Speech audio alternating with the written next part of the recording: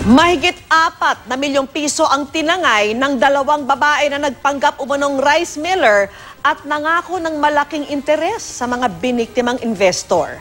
Nakatutok si Susan Enriquez.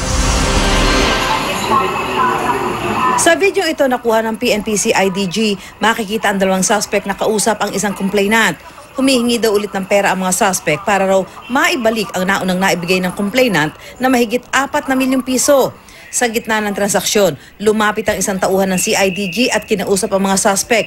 Dito na inaresto ang 2. Ayon sa biktimang itinago sa pangalang G, matagal niyang hindi nakontak ang mga suspect na sina Christine Siliano at Mary Grace Madonna Gutierrez. Kaya nang matunton niya kung nasaan ang 2, agad siyang humingi ng tulong sa mga otoridad. Sabi po nila kasi mga miller sila ng mga palay, mga bigas, ganyan. Tapos mag-invest daw kami. Ako ba, mag-invest ako. So, naniwala ako dahil kikita yung pera ko. So, binigay ko sa kanila yung buong 2.150 million. So, usually kumita naman siya ng konti. So, nainganyo ulit ako na ibigay pa ang another 2 million sa kanila. So, ngayon, after pagbigay ko ng 2 million sa pangalawa, hindi ko na sila nakita. Until now, pinagtaguan na po nila ako for 1 year. Ayon sa pulisya, modus ng mga suspect na pangakuan ang mga biktima ng malaking interes sa perang nakukuha sa mga ito.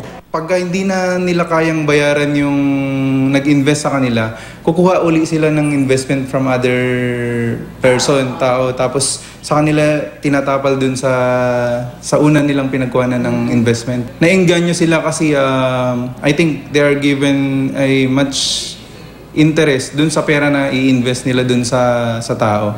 Ang 5 sa iba pang biktima tumangging humarap sa kamera pero aral daw sa kanila ang nangyari. Huwag po magtitiwala, huwag masyadong maghahangad, na lalo na pag hindi mo kakilala. Tumanggi rin magbigay ng pahayag ang 2 suspect na nahaharap sa reklamong estafa bukod pa sa ibang reklamong posibleng isampa sa mga ito. Abogado na po namin ang bahalang sumagot ng lahat ng katanungan. Yun lang po at wala na pong iba kaming sasabihin.